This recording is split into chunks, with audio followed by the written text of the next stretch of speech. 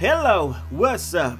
What's happening? Welcome to the Detroit Lions franchise. That's right, Detroit Lions franchise here in ESPN NFL 2K5. It's been too long since we've done the franchise in 2K5, so it's time to bring it back. As of right now, our starting quarterback is Joey Harrington.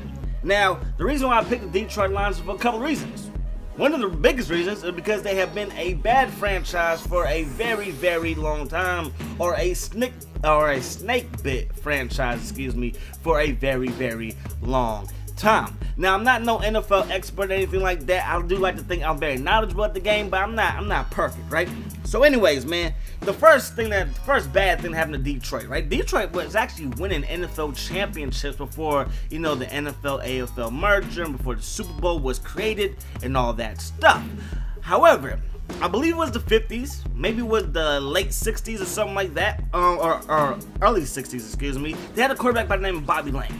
Bobby Lane was the ish. Bobby Lane was that dude, right?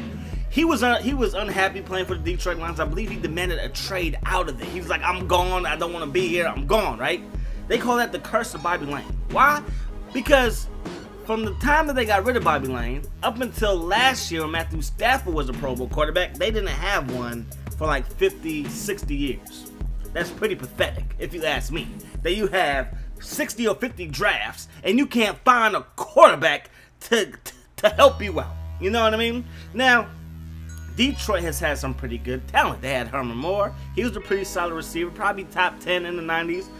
Definitely respectable. Not the best receiver, but he definitely had some talent. Of course, they had Barry Sanders. But the biggest issue was quarterback. You know what you're thinking? Well, they got Matthew Stafford now. Well, Matthew Stafford got benched, okay? He got benched. I'm doing this October 12th. So, October 11th, yesterday, he got benched versus the Arizona Cardinals. Now, one thing I want to mention is that a lot of people were talking about how Calvin Johnson has lost a step.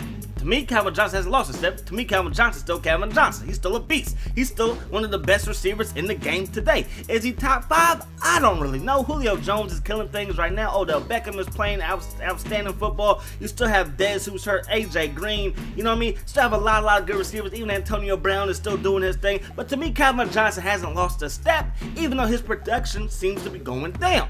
To me, I think that's the quarterback. Here's why. And here's why I'm doing the Detroit Lions franchise. Matthew Stafford got benched. We got Joey Harrington. It's been this a long list of crappy, and I mean crappy quarterbacks with a capital C. It's crappy.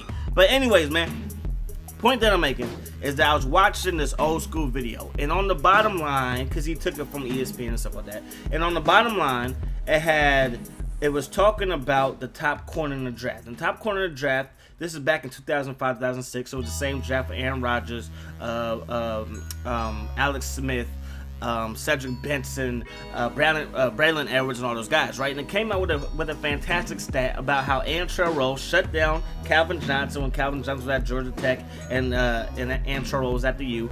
It also was talking about how he shut down Larry Fitzgerald. Now, if you put those three guys on the NFL, not even today, but at their best, you take Antrell Roll at his best, you take Calvin Johnson at his best, can you sit here and say that Antrell Roll would shut down Calvin Johnson? Absolutely not. No way impossible, right? So you do that same thing with Larry Fitzgerald. Larry Fitzgerald at his best versus Antrell Roll at his best. Could he shut him down? Absolutely not. So what's the one thing that the ESPN stat missed? Was the quarterback.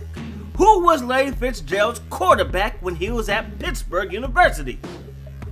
Y'all don't know him? I don't know him either. And if you do know him, can you please tell me if he's any good? He's probably not good. Georgia Tech has had a good quarterback in a very, very, very, very long time, man. Very long time. So again, you tell me if it was the quarterback's fault or was Calvin Johnson really getting shut down by Antrell Roll? So that's my point with the Detroit Lions. Haven't had a good quarterback in a long time. Haven't really had a dominant defensive player in for as long as I can remember. Barry Sanders is gone. Haven't won a Super Bowl. Haven't been to a Super Bowl. Haven't won the division since 1994. 94! I believe is the last time the Detroit Lions won the division. So that's why I'm doing these guys. It's going to be tough, man. It's going to be tough. The Packers still got Darren Sharper, still got Brett Favre, Almon Green, Brian Urlacher. He leaned the Bears. He's 96 overall. And of course, you had 100 overall Randy Moss. So it's not going to be easy. And I'm sorry for ranting and rambling this whole video, but it was self-explanatory what we were doing. We're just looking at the roster. And of course, another thing that sucks for the Detroit Lions, our best player is our fullback. Hope you guys have a good day. I'm out.